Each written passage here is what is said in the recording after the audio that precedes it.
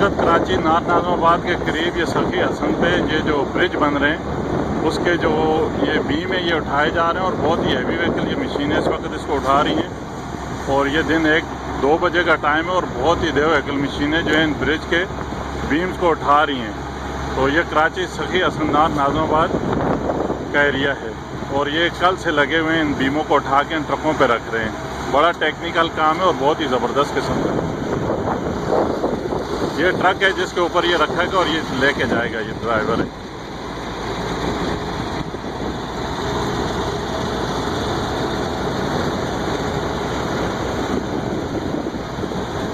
इस वक्त कराची सखी हसन नार नाज़माबाद के एरिया में ये बीम जो हैं ये रखे जा रहे हैं। पुल बन रहा है यहाँ पे, ब्रिज के ये बीम है और बहुत हैवी व्हीकल मशीनें इस वक्त इसको उठा रही हैं। और ये ट्रॉलर एक ट्रक है उसके ऊपर रखे और ट्रॉलर के ज़रिए इसको ये लेके जाएंगे।